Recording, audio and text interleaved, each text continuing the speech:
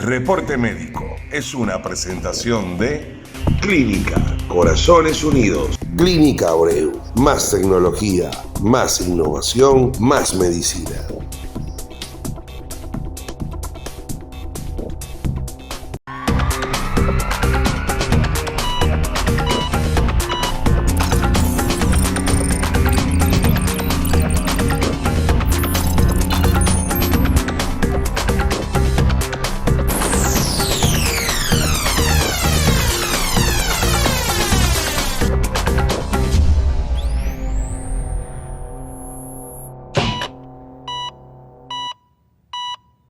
Bienvenidos sean todos a un nuevo episodio de Reporte Médico. Recuerden activar la campanita y seguirnos a través de www.reportemedico.com. También pueden hacerlo a través de nuestro Instagram, Reporte Médico RD. También importante mencionar que tenemos en circulación nuestra revista más reciente con el doctor Luis Betances en portada, cirujano bariátrico. Y también es bueno mencionar que en esta misma edición vienen dos importantes especiales, uno de ginecología a cargo del doctor Jorge Vargas, parte de nuestro consejo médico, y uno de neumología que también estuvo comandando la doctora Evangelina Soler, quienes invitaron a un grupo especializado de lujo de doctores dominicanos para escribir acá en Reporte Médico y que pueden observar muchísimas patologías y que bueno, están todas plasmadas en esta nueva edición del Reporte Médico. Hoy nos acompaña la doctora Igone Rodríguez. Ella es oftalmólogo y hoy vamos a hablar de una subespecialidad que es la que ella decidió emprender como médico y es la cirugía plástica ocular. Vamos a hablar de esto porque nunca lo habíamos tocado en Reporte Médico. Okay. Entonces, yo creo que vamos a empezar por el principio y vamos a hablar, doctora, ¿qué es la cirugía plástica ocular? Y sea bienvenida a Reporte Médico. Muchísimas gracias, Alberto. Un placer para mí estar aquí con ustedes. Para nosotros también. Mira, ¿qué es un cirujano plástico ocular? Un médico oftalmólogo, ¿okay? Que luego se subespecializa en todo lo que es el diagnóstico y tratamiento, tanto médico, quirúrgico y estético, de todas las anomalías y patologías que ocurren a nivel de los párpados, la vía lagrimal, la órbita, que es ese espacio óseo donde está ubicado el globo ocular, y estructuras adyacentes como son la región malar y lo que es la frente. Okay. Hablando un poco de toda esa experiencia que tiene y que está desarrollada bajo la subespecialidad, ¿cuáles son las patologías más comunes que se atacan dentro de la cirugía plástica ocular? Bueno, mira, todas aquellas que van de la mano del envejecimiento, proceso que comienza desde que nacemos, evidentemente, y se va a ir acentuando a medida que vamos avanzando en la edad. Una de las principales quejas de los pacientes que acuden a consulta es el exceso de piel a nivel de los párpados superiores, exceso de piel a nivel de párpados inferiores. Y esto incurre en procedimientos como la blefaroplastía, la corrección de ptosis palpebral, corrección de todas aquellas anomalías en el borde de los párpados, ya sea que el párpado se invierta o se vierta hacia afuera. Todo ese tipo de correcciones las hace el cirujano plástico. Abordamos también todo lo que es la parte de tumores, que pueden ser tumores palpebrales, tumores de vía lagrimal, tumores orbitarios, todo lo que corresponde a la vía lagrimal, ya sea en el sistema de producción o en el sistema de drenaje, principalmente los procesos obstructivos que acarrean muchísimo síntoma de lagrimeo, una de las principales quejas también en la consulta. Y abordamos también todo lo que es la parte estética. Tenemos como las dos vertientes, la parte bonita, embellecemos, devolvemos a esa mirada esa frescura y lozanía de la juventud, pero también abordamos casos oncológicos y casos ya de reconstrucciones mucho más severas. Dentro del proceso de la cirugía plástica ocular, ¿cómo es el proceso de anestesia en estos procedimientos que se hacen? ¿Es local o es generalizada? La mayoría de los casos se realiza con anestesia local asistida. El paciente recibe una sedación muy leve, está totalmente consciente del proceso, recibe instrucciones simplemente como para bajar un poquito los niveles de ansiedad. Ya hay patologías y pacientes puntuales que si ameritan anestesia general, pues se les indica anestesia general. Casos como cuáles, casos como los niños, todo lo que son los pacientes pediátricos van con indicación de anestesia general. Y en los adultos, cuando son casos en los que profundizamos un poquito más de la superficie, como son los casos de órbita, los casos de abordaje de la vía lagrimal, ameritan una anestesia general. Doctora, dentro de las técnicas que se utilizan para trabajar en la plástica ocular, ¿cuáles están? ¿Cuáles destacan y cuáles se están desarrollando aquí en República Dominicana? Bueno, mira, lo primero que como oftalmólogos, uno de los principales recursos de los cuales nos hacemos uso es que podemos utilizar un microscopio para ciertos y determinados procedimientos, lo cual nos ayuda muchísimo a tener un campo visual mucho más amplio. Y ya a nivel de lo que uno utiliza para realizar el procedimiento per se, pues instrumentos de microcirugía, electrobisturís, láser de CO2 y ya un poquito más hacia lo que es la parte de rejuvenecimiento y la parte estética, pues ya tenemos otra gama amplia, o sea, podemos utilizar equipos de radiofrecuencia, equipos de ultrasonido, todo lo que es la parte de bioestimulación con microagujas, instilación de plasma rico en plaquetas, aplicación de toxina botulínica. En fin, la gama de la estética es muy amplia. Claro. Hay una cierta limitación, evidentemente, porque sí, ya hay otras especialidades que se encargan de ampliar esa gama, pero sí, aquí estamos en repunte. Sí, vamos a entrar un poquito dentro de la estética, que me interesa un poco eso. Las mujeres que normalmente tienen la bolsa debajo del ojo y quieren modificar eso, ¿qué se utiliza allí? Mira, cuando te llega una paciente con esa queja, lo primero es determinar si realmente es un prolapso de bolsas grasas, si es un músculo orbicular que está engrosado, que sucede, ¿ok? Y si realmente es nivel palpebral o se involucra también el área malar, ¿ok? Segundo, verificar si no es edema, si no es una inflamación con acumulación de líquido que se produce comúnmente en pacientes que tienen enfermedades sistémicas de base y a veces se puede confundir con esa prolapso de bolsas grasas.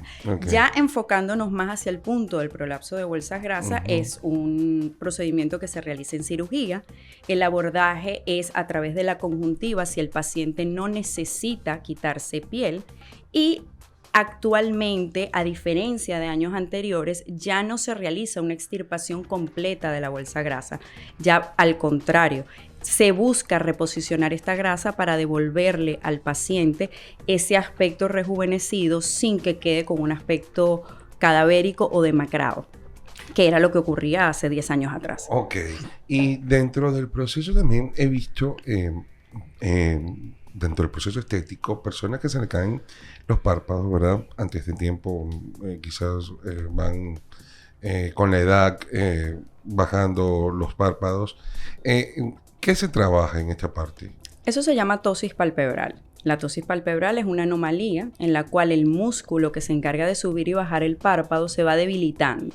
Hay diferentes tipos de tosis según la causa que lo origine. Podemos tener desde tosis congénitas que aparecen en los niños, que estas son mucho más severas porque generalmente la aponeurosis y el músculo están sustituidos por fibras no elásticas, por fibras de grasa. Es un tejido que no realiza ese efecto de contracción adecuadamente y por ende la restitución de la función es un poco más complicada. Hay tosis paralíticas donde hay personas que tienen algún tipo de parálisis y se afectó lo que es la conexión neurológica con ese músculo, y las más comunes, que son las que vienen ya por el proceso de envejecimiento, donde esta aponeurosis se ha debilitado o se ha desinsertado de sus puntos anatómicos donde tiene que estar colocada. Entonces, ¿qué se hace? Se hace un procedimiento quirúrgico donde se reinsertan estas estructuras y se vuelve a colocar el párpado en su posición anatómica normal. Una pregunta que yo sé que muchos van a querer saber. Mucha gente sufre la parálisis facial, ¿verdad? Dentro del proceso de la parálisis facial, el ojo se involucra de una manera directa porque queda abierto y algunas veces no llega a cerrarse bien y los párpados no llegan a su cierre total. Entonces, para el trabajo de estos pacientes que de repente tienen esa inquietud de si van a poder volver a cerrar su ojo, si van a poder volver a funcionar y de repente los músculos no les responden como es. A nivel quirúrgico, ¿qué se puede hacer?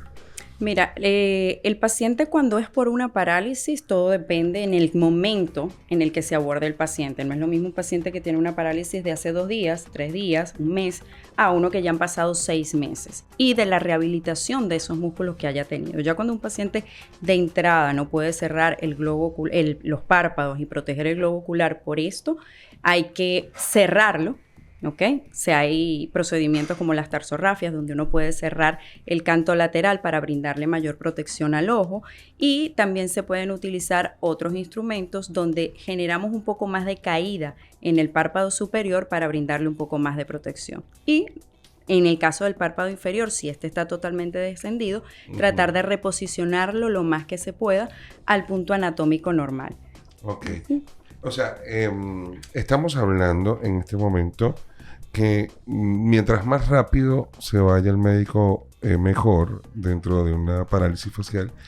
Sin embargo, se operaría así todavía esté presente la parálisis facial muscular en la parte de abajo. Se trabajaría el ojo no solamente. En primera instancia se protege el globo ocular. Eso es lo que primero buscamos. Y ya una vez que se han agotado los tratamientos desde el punto de vista del Departamento de Neurología y ha cumplido con todos los procesos del lugar, entonces ya es que podemos acceder. ¿Por qué? Porque de entrada no podemos operar sin saber cuál va a ser el resultado final del efecto de esa parálisis. Puede que haya una recuperación completa y tú no puedes incurrir en realizar un proceso definitivo a corto tiempo.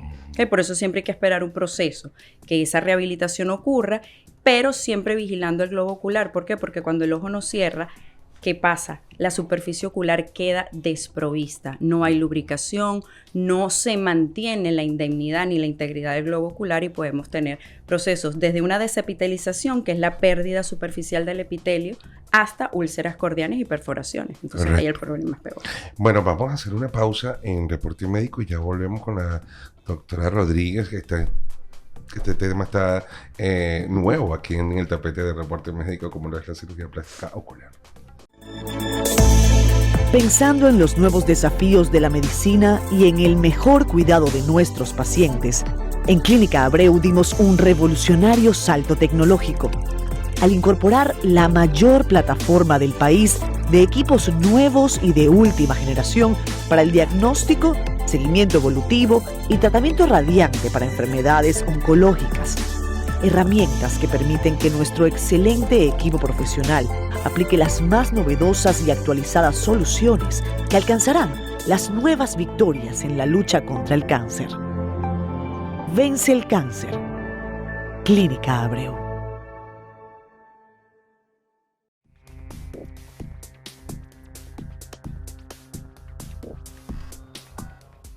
Bueno, ya estamos de vuelta en Reporte Médico. Recuerden que el tema de hoy es la cirugía plástica ocular. Estamos acompañados de la doctora Igone Rodríguez.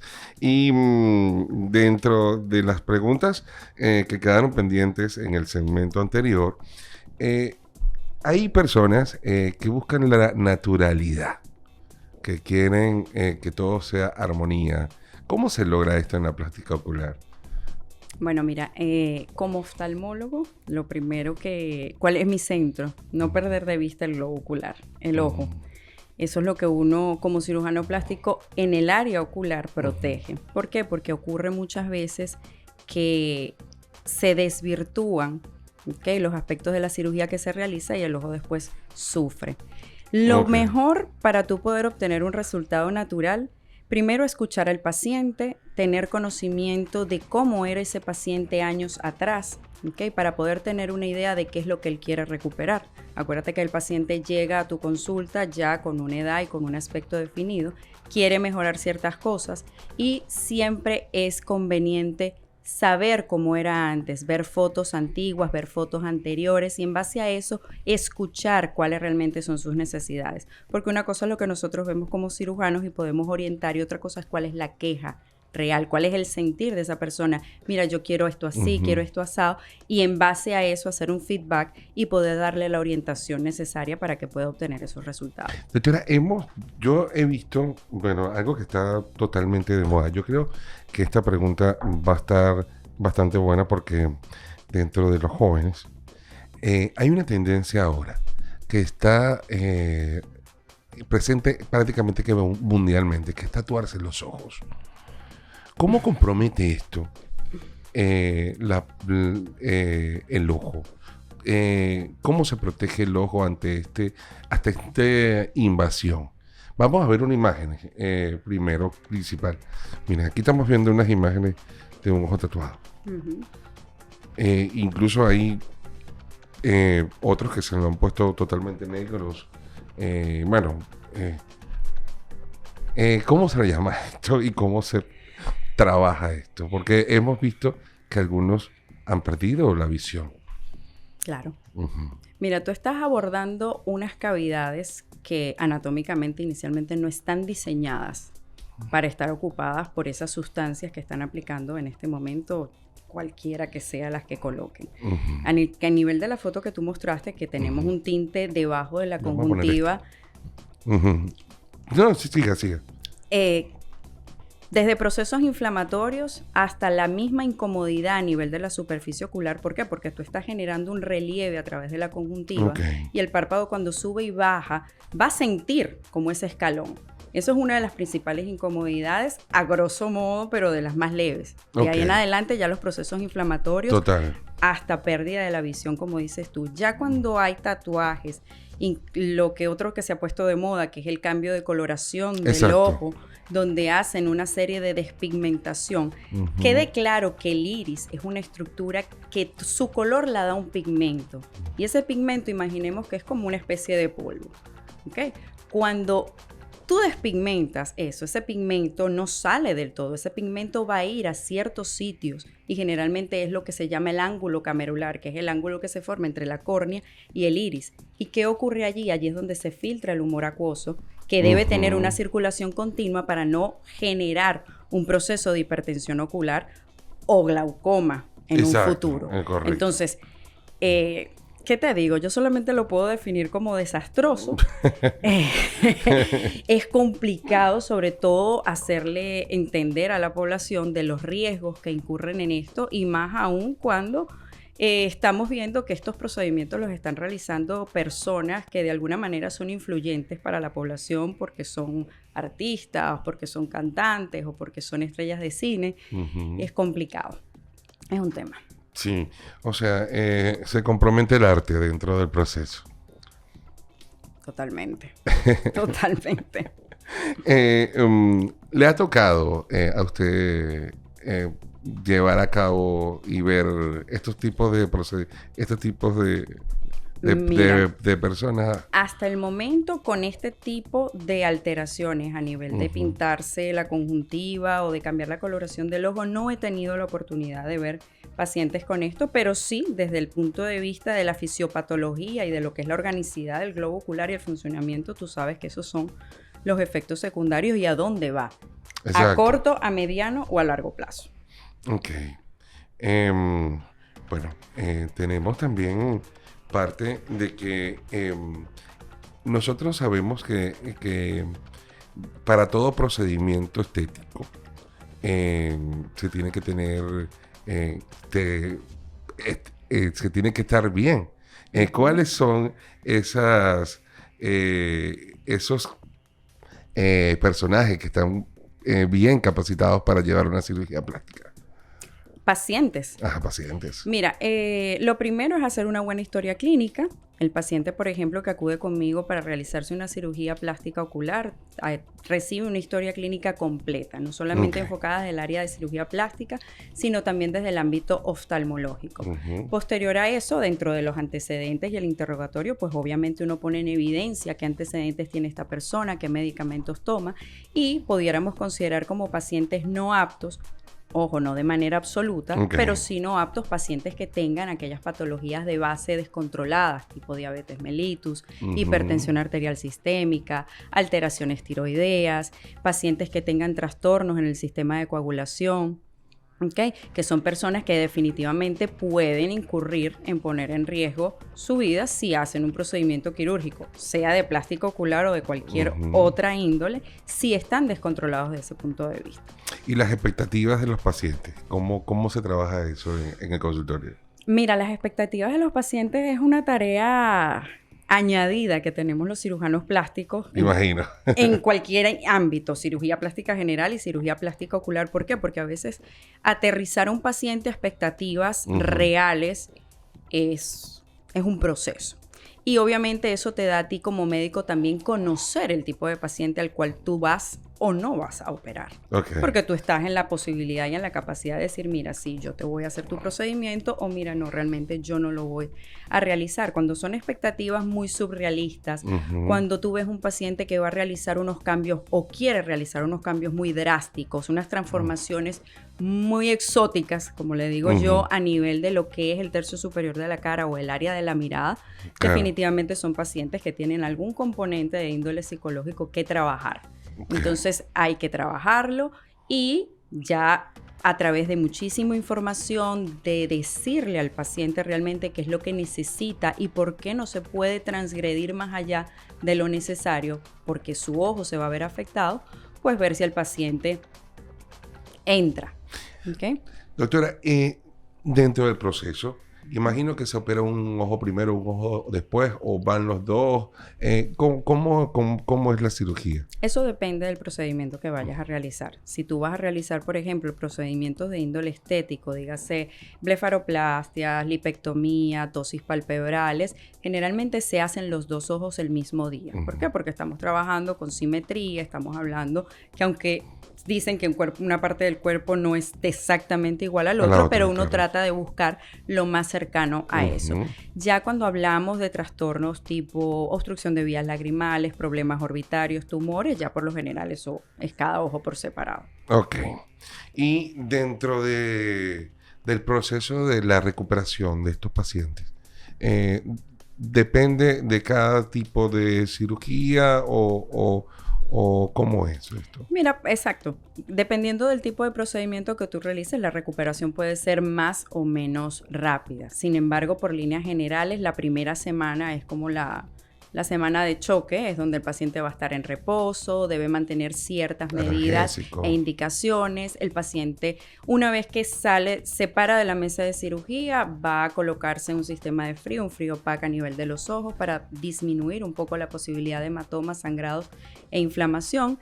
Ya luego este paciente se va a su casa con medicación colocada, tópica y sistémica. Y ya una vez en casa empieza a seguir un tratamiento que es con antibióticos, desinflamatorios y un esquema de hábitos y rutinas que debe adquirir. ¿Cuáles son? Protección al sol.